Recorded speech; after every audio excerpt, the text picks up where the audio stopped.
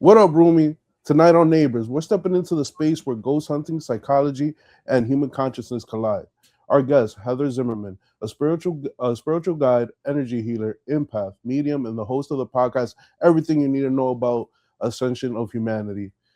Heather has a background in psychology and bridges ancient spiritual wisdom with modern day psychology science. She's worked in energy healing, mediumship, Toro, intuitive guidance, and yes, ghost hunting, all while helping people heal trauma, awaken their intuition, and navigate what many believe is a massive shift in human consciousness. Tonight, we're talking ghost hunting, awakening, skepticism, and what it actually means to ascend. But we're keeping it fun. And roomies, welcome, Heather Zimmerman. Yeah, Thank you. what's up? Not much. I'm happy to be here. Thank you for having me on. I'm really excited I get to finally talk about ghost hunting and how it incorporates to all the things that I do. So this is awesome. Hey, thanks for being on. I really appreciate you coming on. Like when when I saw your comment, it literally grabbed my attention, and I was just like, all right, we gotta talk. Yeah, for sure. So before the scary, oh, my bad. Before All the right. spiritual guide titled, what was you doing? Like what led you down this path? Oh gosh. Well, I spent 20 years as a bartender, completely Nice. unrelated. I actually was planning on going to med school to be a child psychiatrist, which is why I have the psychology background. I really wanted to help kids kind of deal with the traumas that we all go through, and I've been through a lot myself. So I have that relatable experience. But once I kind of went into my conspiracy theory phase and realized what the medical school program is actually all about, I decided against it and decided to go a more holistic route. So the bartending helped me with my psychology because it's kind of like, your barber and your bartender are the ones that you always Yeah. tell your problems to, right? But Yeah. the a spiritual awakening has been going on my whole life. I grew up living in a haunted house for a couple of years, and that kind of opened my eyes to a lot of things and kind of got me started down that path. How was living in a haunted house? What kind of was it like malevolent spirits or was there just like No, we had actually a psychic come and read the house, and she told us there were three prominent ghosts. The house was really old, but when we first moved in, they were trying to get rid of us. So there was some activity that kind of calmed down over the years, but it wasn't anything bad. It was just knocking on the walls, hearing people walk around on the hardwood floor. Um, Stuff would move in the room and nobody would be touching it. So it was just very vanilla stuff, but it was definitely something that caught your attention and wasn't explainable. oh, that's wild. Like I've had my shares of like little incidents here and there, but never on something like that though. So like how many years did you spend like in the did like they ever go away or they did accepted you after a while? They accepted us after a while. I was there. This was my parents were divorced at this point. My mom, she was there. I don't even remember how long. This was so long ago. Um, it was a few years, but the activity kind of calmed down over the years. They accepted us in the basement, which was where my room was. My mom's husband had like his man cave, and he had a bar with the old 50s metal bar stools. He had a bunch of Hot Wheel cars, and like I would hear the bar stool squeaking at night, and like the cars would be messed up in the morning and stuff. But other than that, if we had like a birthday party and it would get too loud, you would hear them bang on the wall. But other than that, it was really, really mild after we had been there for a bit. That's cool. That's cool. So you have a background in psychology. How does that like tie in with spirituality and like ascension? Actually, a lot more than you would think. When you go through a spiritual journey and you do yoga or an ayahuasca retreat or anything like that, you're really looking at one set of problems that you're trying to solve. But if you bring the psychology into it, there's actually a lot more that goes into just the physical body or Reiki. There's That's the energy part.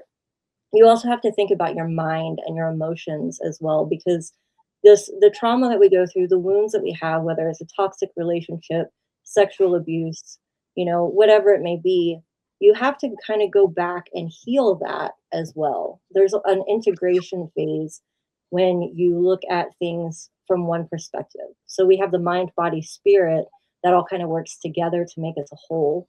And the mind is a big part of that. And that's where the psychology kind of comes into play. So it's more than just energy work, it's more than just eating right and moving your body. You also have to worry about, not worry about, but address the emotional and mental parts of that as well. And do you see that like a lot more people are opening up to like that kind of work on themselves now?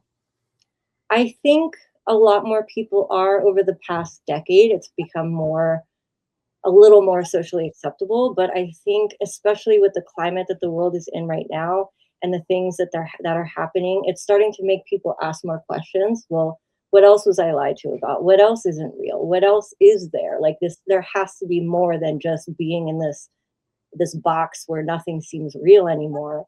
And once you start asking those questions, that kind of gives you the opportunity to walk through that doorway and to start being more open-minded to those other things that maybe you didn't think about before. Nah, I feel you on that.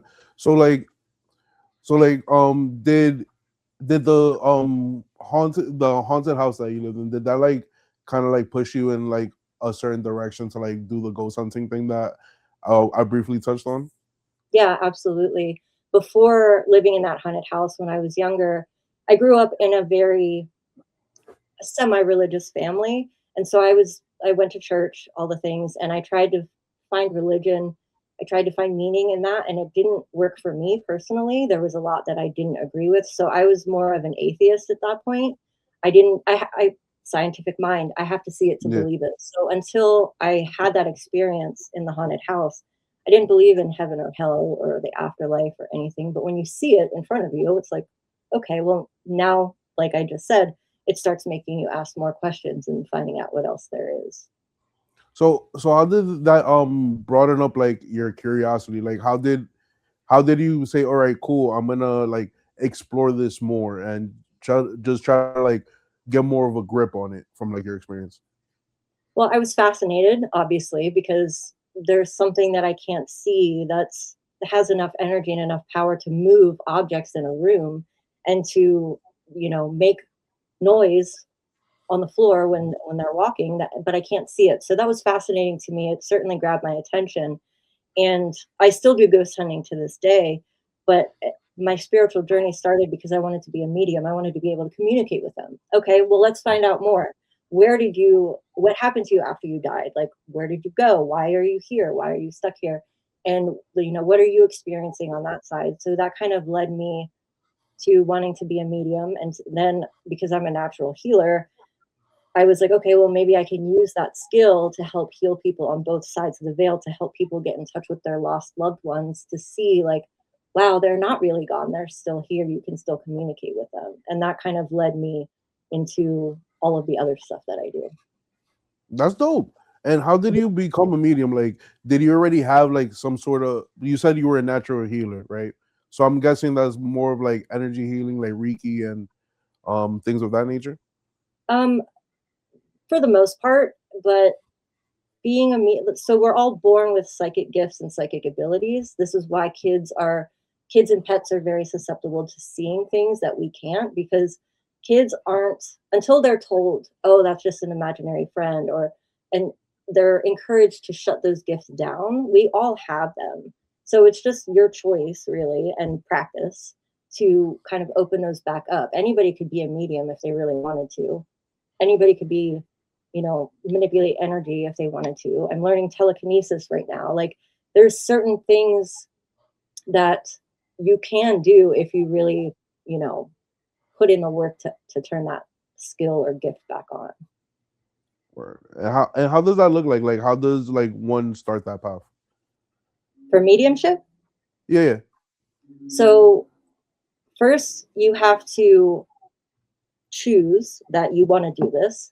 And it's not just a lip service, like, yes, I want to do this. You actually have to fully, in your mind, body, spirit, be like, okay, I really want to do this. And you have to show the universe that you're serious about it, because everybody can say they want to do it, but you have to be consistent with your practice and with trying to do it.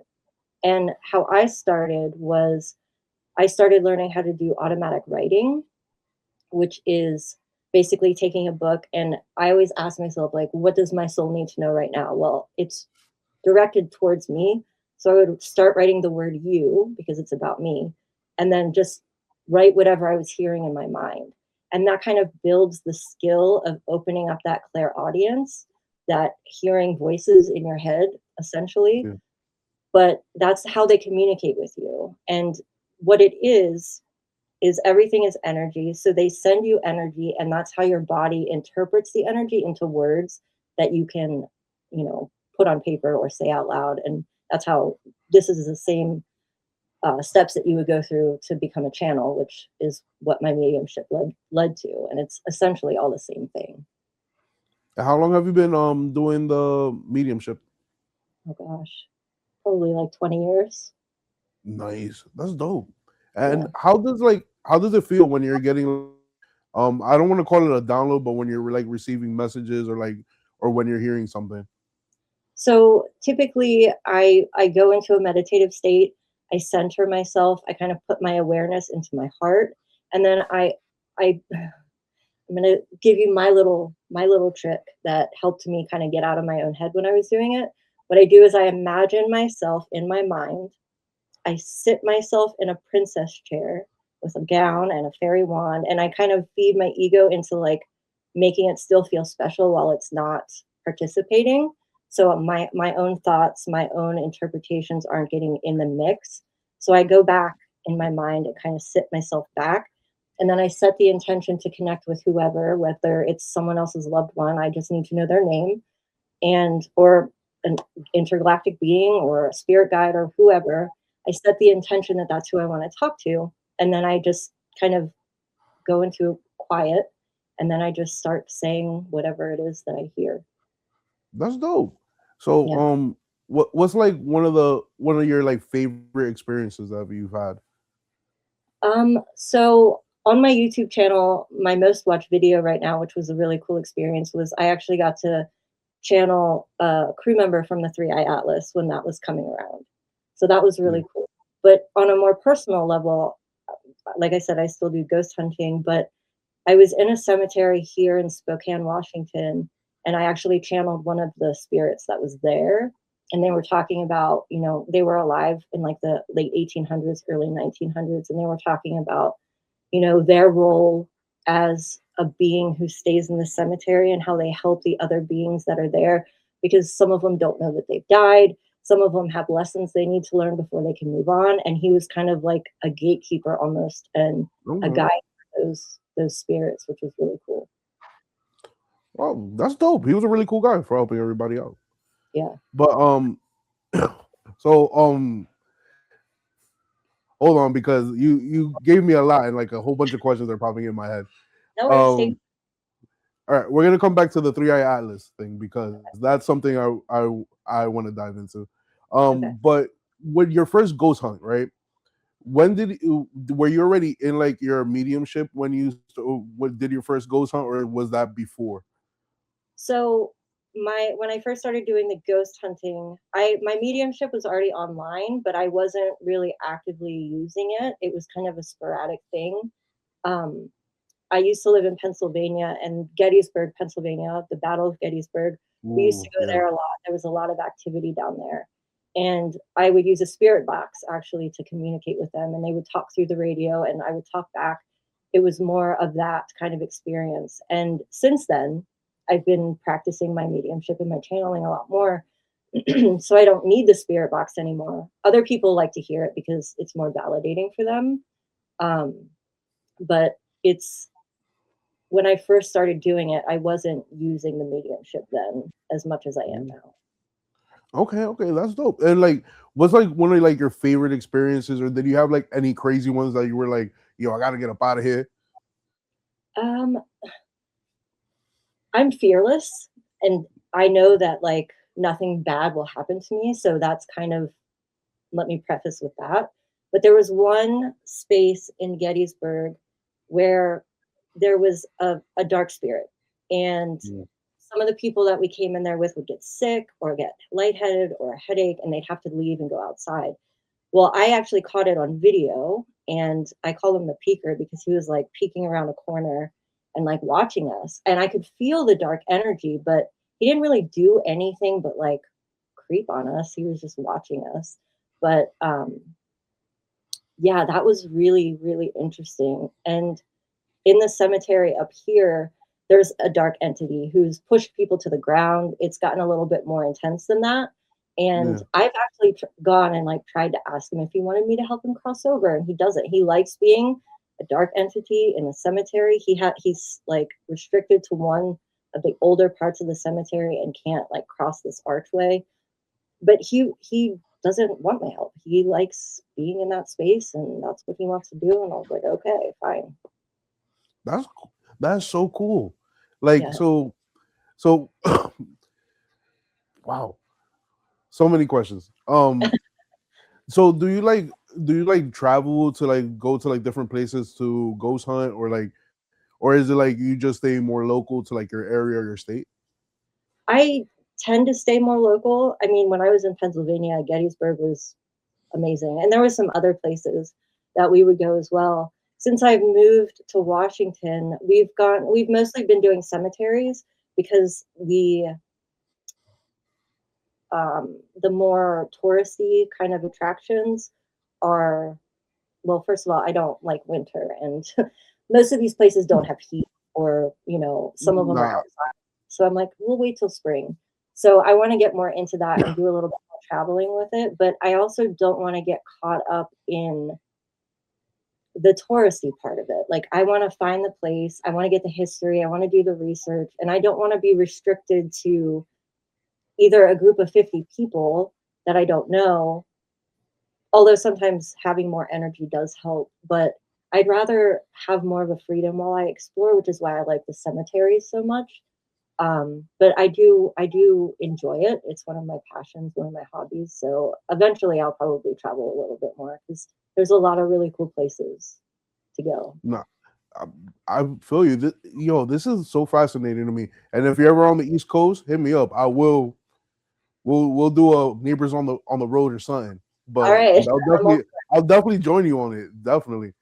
So you were mentioned Three Eye Atlas, right?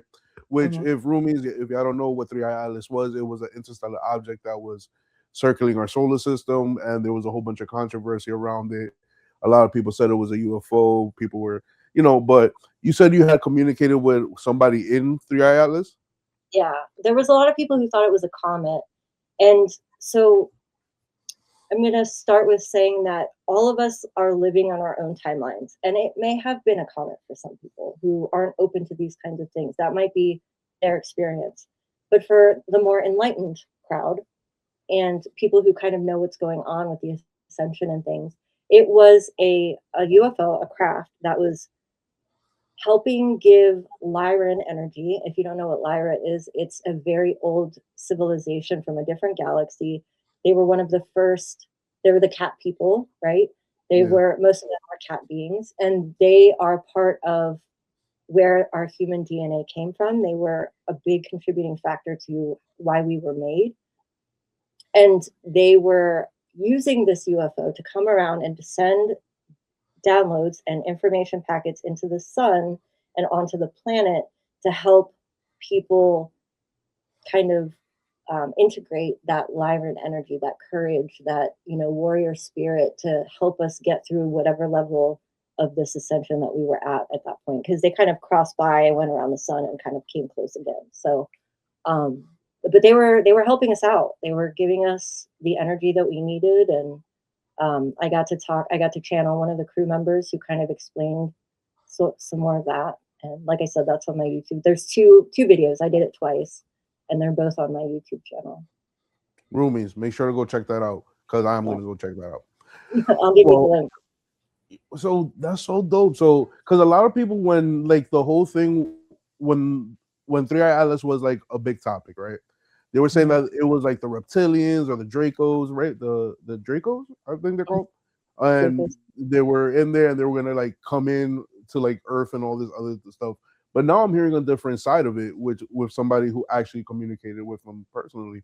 So, like, why do you think a lot of people had fear with Three Eye Atlas? Is it because of the unknown, or is it because That's a really loaded question, actually. There's a couple different perspectives that I can offer on that. So first, a lot of the reason why the UFO sightings, Area 51, some of these videos that are coming out from whistleblowers and military people who have seen them have been hidden from us is because they didn't want to elicit that fear. The reason why aliens haven't come here and shown themselves yet is because there is still a very big state of fear around the unknown, around these ideas that have been planted that make people think that they're going to come and they're going to, create this war and enslave us and all these things. But that's not true. So there's a mix between that kind of experience that people have in their mind, but also if you look at the state of the world today, I'm going to bring it up again, but not go into detail. The powers that be, we'll call them, want to keep us in a state of fear because that's how they control us. That's how they manipulate everything. That's how things have been working. So there was a probability in a timeline where it's what's it called? Project Bluebeam, where they were going to fake an alien invasion to yeah, give us, more of that fear and things that are surrounding that. I think we've surpassed that, hopefully, and that it won't happen. But I think that Three Eye Atlas was a catalyst for the possibility of them trying to keep us in that state of fear. And there was rumors circulating around about these spider creatures that are in Antarctica and about Three Eye yeah? Atlas coming and taking over. And it was all just a fear mechanism to keep people afraid when there's really no reason to be afraid at all.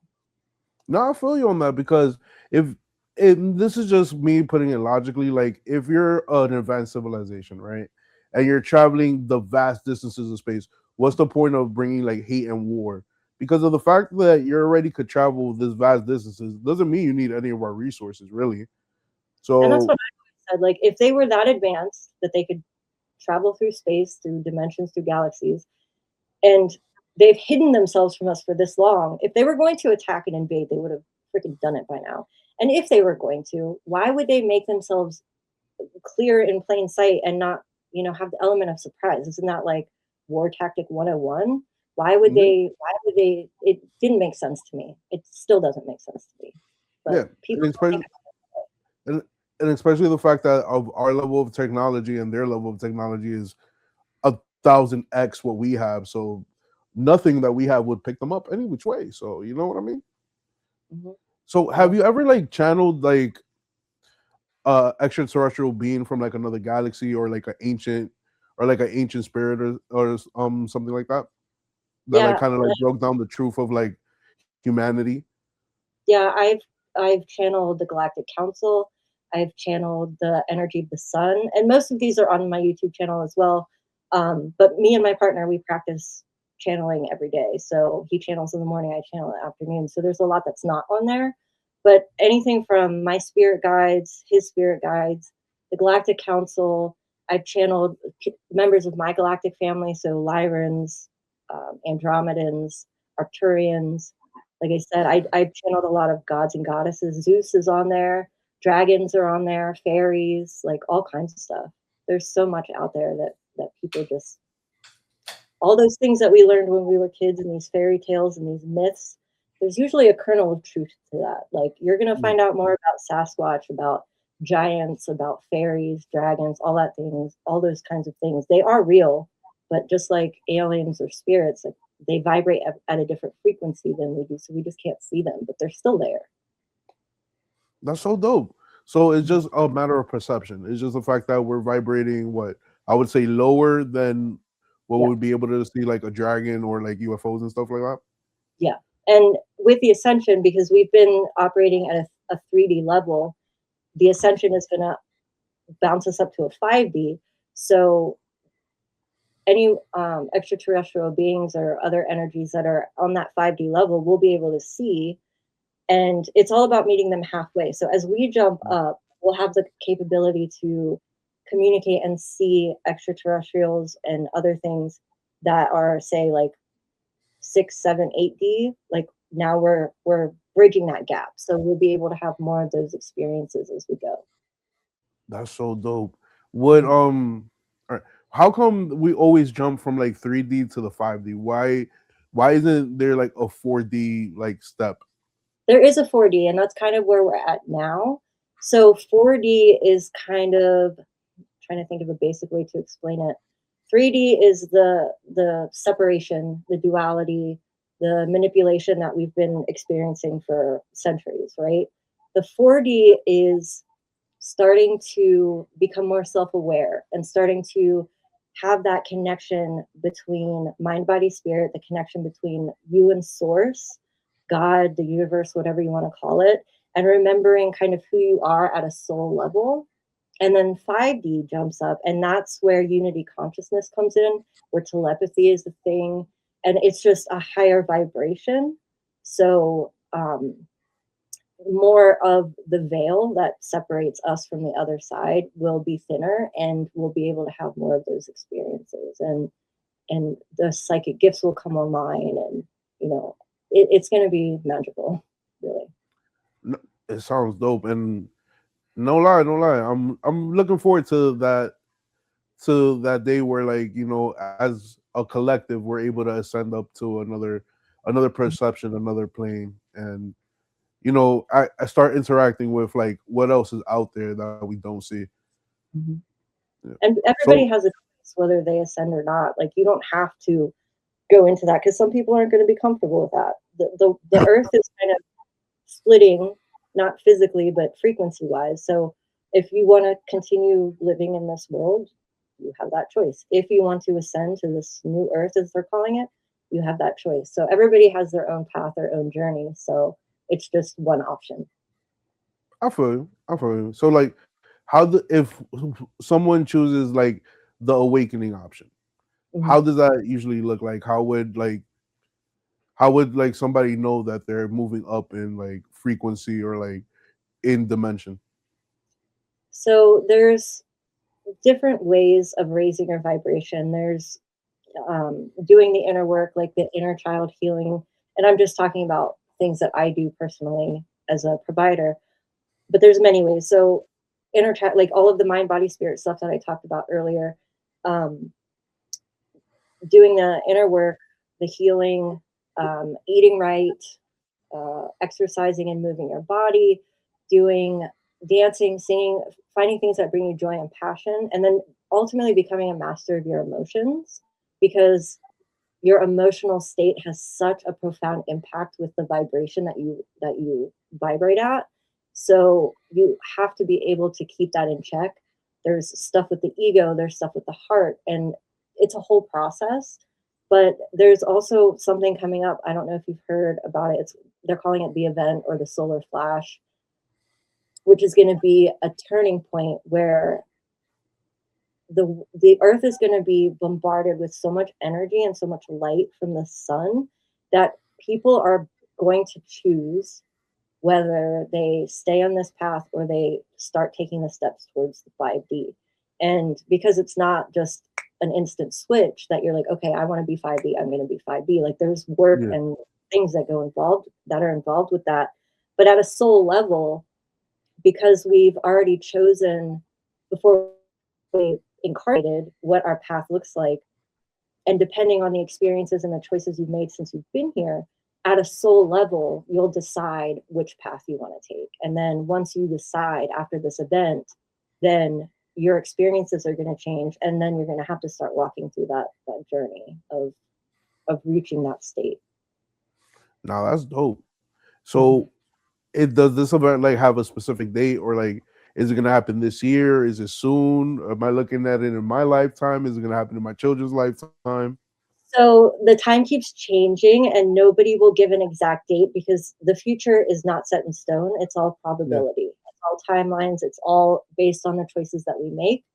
They used to say it was going to happen 50 years down the line, but that it keeps getting closer and closer. And now, because of all the work that we've been doing as light workers and the ascension that we're going through, the critical mass number of people who are waking up, it potentially, I personally, and take this for what it's worth, this is just my personal opinion, I think Yeah. it's going to happen in the next few months, but that's just me. I've heard different things. I've also heard that all it would take, the sun is ready to go. All it takes is 7 consecutive days of the majority of people choosing love over fear consistently for 7 days straight. That's all it will take for it to happen. So it's it's basically just percentages at this point. And that's why there's been all of these natural disasters and mass exoduses of people being killed or leaving this earth because they agreed before they got here to help. They weren't ready to ascend, but they wanted to help. So they're helping tip the percentages by not being here anymore. A lot of people are leaving their lives early to kind of tip that critical mass number to help our percentages to kind of catapult that awakening to happen, essentially. Nah, I get it. I get it. And you know what? I kind of agree with you. I do kind of feel that it's not going to be 50 years down the road, and probably in the next couple months, maybe a year, because of the fact that since we're being bombarded with so much negativity, I do see that people are constantly asking for positive stuff now and not trying to feed into like what mass media is trying to give out to everybody and trying to like kind of figure out their own way and trying to like just not, I don't want to say vibrate higher, but just be more positive in their own life. And And that's mhm. courtesy is contagious. So you kind of see the shift in people trying to be nicer, but yet again, since we're bombarded with negativity every day, it's kind of hard to like see the light in the darkness sometimes. And that's the thing. Like people are like, how is this, like look at what all the bad things that are happening, all of this negative stuff that's coming out. Well, I look at it this way, like in order for think of a lantern, right? So you have a light, Yeah, and when you're in a dark room and you turn the light on, it's only a little area where that light fills the room. And as yeah, you keep adding to it, as more people add to that light, more people wake up, more people are holding these higher vibrations, that light expands. Well, the very last pieces of that are going to be the dark corners. And that's where we're at right now. We've been spreading this light, we've been holding this light, and all of the things that are coming to the surface now are the dark corners. It's the last bit of darkness that needs to be revealed before we can dismantle the current system and build something new. So we have to go through that negative period of time to get all of that darkness out so that we can rebuild. And just like a house, like you have to break it down to the foundation and have a solid foundation before you can rebuild, or else it's just going to fall apart again, right? yeah. I feel you. Do you feel like we're kind of coming out of like a dark age and kind of going into a golden age? Yes, Um, absolutely. because I know I believe it's in Hinduism where they have the cycles. The damn, I forgot the name of it. But there's like a cycle where everything like it goes around, and eventually things have to come down and hit a dark age and come back to like a golden age kind of thing. Yep, absolutely. And it's not just Hinduism. There's many cultures, ancient civilizations. If you think of Egypt, Atlantis, things like that, where the golden age started, but everything is cyclical. Everything that happens in nature, in life, everything works in a cycle. And yes, I think we are at the end of that dark period and we're starting to go into the proverbial golden age that's been foretold forever. And I think that because of the ascension happening at the same time, hopefully there won't be another dark period. It will just be the golden age now forever. And 5D experiences, lessons, life, expectancy for, even just how long we live, our health, our the way we go about the world is going to change. It's going to be a very different type of experience being on Earth once that ascension occurs. I feel you. And I'm just backtracking a little bit, right? When you said you had communicated to the what was the species name that was on 3D 3i So Atlas? there was a bunch that were on there, but it was Lyran energy. The what again? I didn't hear you. Lyran, the The Lyra. Lyran energy. Um, so did did they? All right. Besides the Lyrans, were there any other like species that contributed into like the creation of humanity, or was it like or were like the Sumerians correct with like the Anunnaki and like us being like genetically engineered and stuff of that nature? So there is some truth to all of it.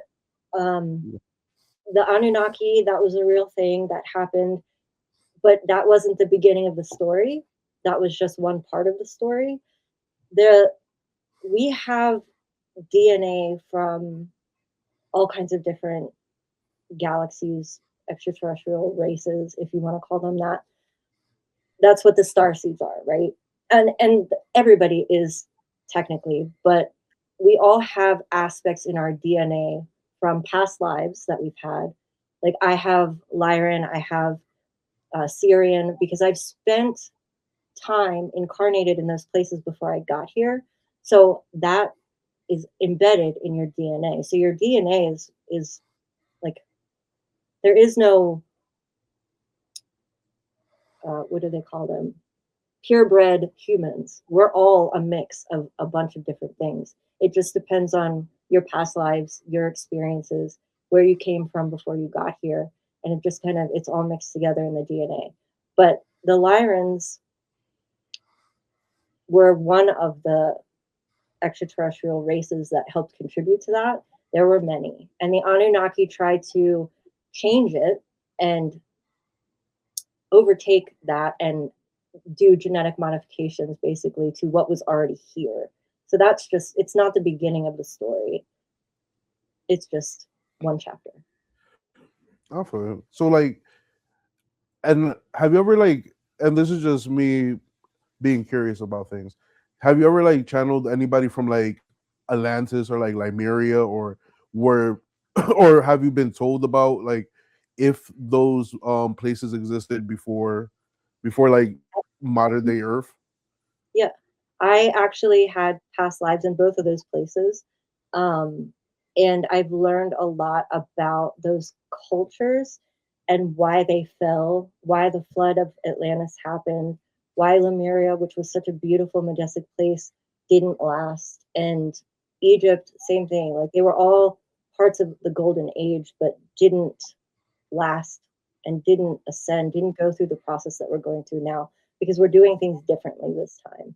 But yes, I've talked to actually myself from the Atlantis lifetime in a meditative state. I channeled, well, my partner channeled for me my past life from that time because time doesn't really exist. Everything's happening simultaneously. It's not linear, just like healing is not linear. So you're able to go back and actually communicate with yourself in a different form, a different lifetime, a different time. Like it's pretty crazy actually. How was that experience? Because I was just about to ask you like when your husband was channeling your past self and you were talking to your past self, how, what was the feeling like? What did you get emotional? Did were you like mind blown? Like, At first, yeah, at first I was like, oh my God, because you hear about past lives and you go yeah, through, I did a QHHT session where I got to relive, visually relive past lives, but to actually speak to that, it's kind of like the first time I talked to a ghost on a spirit box. Like it's in front of you and it's more real, I guess. So at first my mind was blown, but as I was learning about what I did in that lifetime, a lot of the things that I've been going through in this lifetime were making sense. So I do a lot of work with elementals and fairies, unicorns, dragons, Mother Gaia, the earth like plant medicine, stuff like that. But in Atlantis, I was basically the ambassador, if you will, for the elementals. I worked with fairies and gnomes, and I was their voice. I was the go between the human race at that time and these elementals and Mother Earth. And I'm kind of doing the same thing in this lifetime at a different level, but remembering that I did it then and hearing different stories, it was kind of like, you know, when you think of your memories and you kind of play it back in your mind and you see it, yeah, this is kind of like being told a story, but as you're being told a story and you're picturing it, it kind of clicks into place a little different, but it's still a remembering. It's like, wow, this really feels right. This feels like something I would do. This feels important and it really resonates. So it's kind of a different experience, but it makes sense to me. No, I got you. And like when you were speaking to your past self, right? Was there a moment that you like kind of like was like, oh, I do this because of my past life, or I think this way because my personality in my past life was like X, Y, and Z? Yeah, I'm going to tell you a story though, not about Atlantis and that specific circumstance, but related.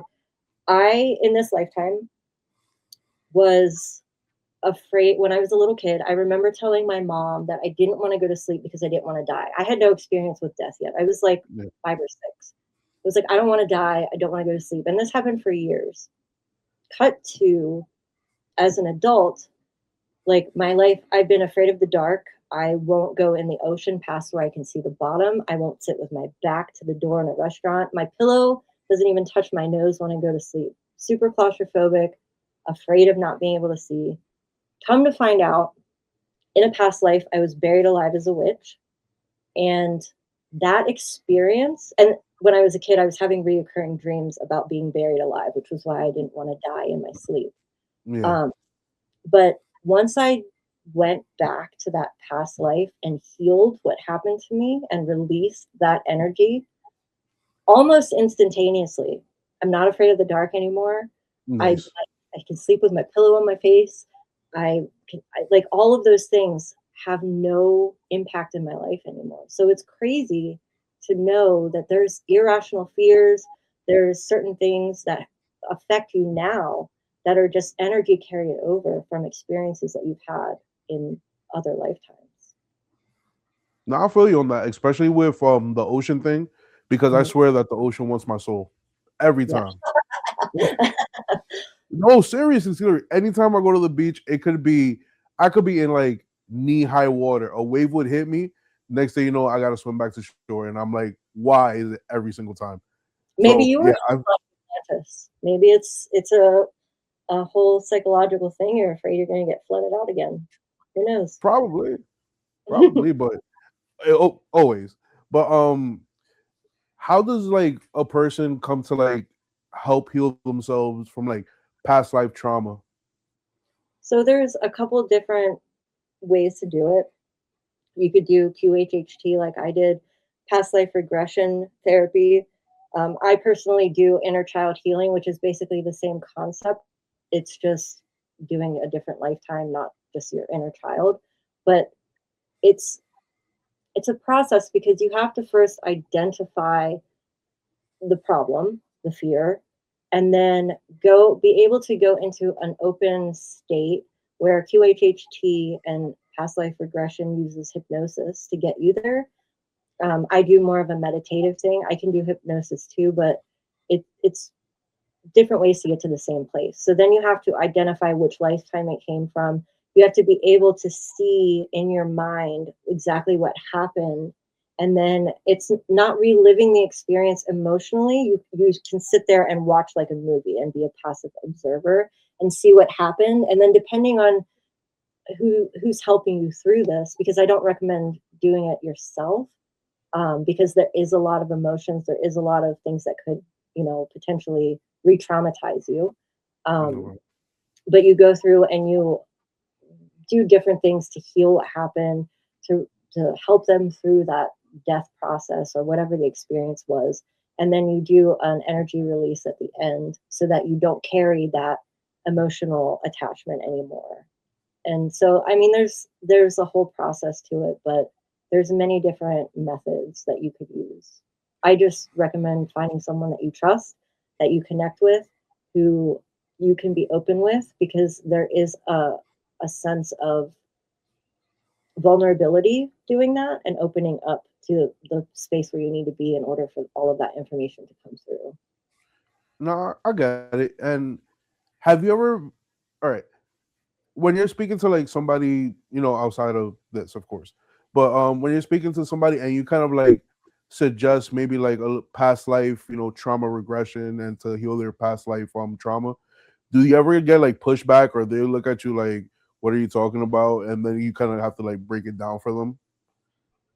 Sometimes, but generally because of the nature of the work that I'm in, they already have either tried everything else and it didn't work, and now I'm a last resort, and they have come to the point where they allow themselves to be open enough to even hear what I have to say, or they already know a little bit about, the energy, the spiritual side of things, and they're already willing to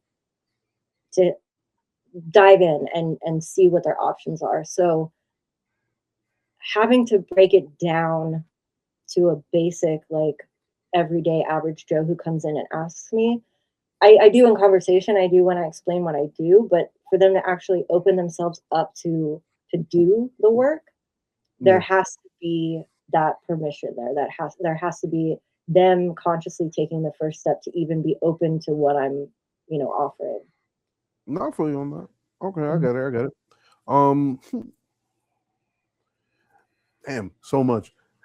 So there's so much. So damn, how much? All right, how much of like ancient history? Because I know you've channeled people from the spirits and people from the past. How much of our history is misrepresented and not true, like about like who the humans are, like because I know that we have, like, we think that Samaria and Babylon was like the first civilization, and that's like kind of where written history starts. But how much before that is like totally lost to us or not being told to us? The only thing that I'll say about that is that the history that we do have is only a fraction of the real truth. And like I said earlier, just like every myth, every story, there's always kernels of truth. But the history that we have been taught in school is missing quite a lot. And some of it's been misconstrued and to work in someone's favor, right? We're being Yeah. taught things that someone wants us to know, not what actually happened. But 2026 is the year of disclosure, and it's it's been happening, like with the UFO stuff, the Epstein files, all of these things. There's going to be even more throughout this year that comes out that is going to add to that picture of history. And I don't want to give away the ending, but there's a lot. There's a lot. I don't even know where to start, but there's a lot that we don't know, haven't been told. Man, man, I'm here for the ride. I really Yeah. am, because it's wild, because we've been seeing like so much things that, and yet again, this is something I always said, like back in like 2019, 2018, all the things that is going on now, we'll be like, yeah, that's a conspiracy theory, you're crazy, whatever, whatever, whatever. But now we're seeing that all the conspiracy theories that we've been talking about for years are actually true, like Mhm. UFOs, the Epstein files, a whole bunch of other stuff like the Tomb of Gilgamesh and all these other things that we thought were like mythical things that are actually like viable and like credible now. And it all has to be released a little bit at a time, because if they told us everything, people's brains would explode, right? Like, we can barely handle what's going on right now, and this is only a little sliver of the pie. So there's a lot that's going to be coming out a little bit at a time, so people can kind of get acclimated with each step. But it's going to be crazy. All of these conspiracy theories, except Earth being flat, are coming true. Yeah. Um, and it's crazy, like the chemtrails, the all of it. I keep seeing this meme, this picture. I keep trying to find a good picture of it, but there's a chart that's got so much little writing on it, and it's the conspiracy theory chart, and we're like in one little piece of it out of this whole thing. And I need to find a better picture because I want to see what else on there. But yeah, it's all true for the most part. And again, it's still only small pieces. Like, there's so much. This is just what's going on right now. This is not even including our history, our true history, not to mention what's going on in the galaxy and the cosmos and our relationship to that. There's just so much. I'm so excited for all of this to finally be coming out, and for hopefully people to not be in a state of fear, because there really is nothing to fear. The things you need to fear are the people that we're getting out of power right now. They're all gone by, shoot, like, their time is over. There's literally nothing to fear. You are your own authority. You are the master of your life. You are the creator of what you experience. And people need to remember that and take their power back and not keep giving it away to whoever, the government, your boss, whoever. Like, take control and stand up for yourself, and things will get better. I feel you on that. Matter of fact, like I ask all my guests right before we wrap things up, any final thoughts or any messages to the roomies before we head out? We covered quite a bit. So, the only thing that I would like to share is, aside from what I just said, is that you are more powerful than you think. You are more beautiful than you could even realize. And we are all here for a purpose. We are all here to witness something magical.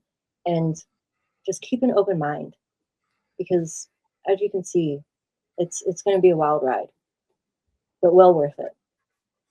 And I'm here for it. Yeah. Roomies, remember, keep open mind. Always choose love over hate. Mhm. And when the time comes, make sure to choose the 5D plane because it's gonna be a lot better than being here. Because you already know a lot of wild shit is happening. But with that being said, peace out.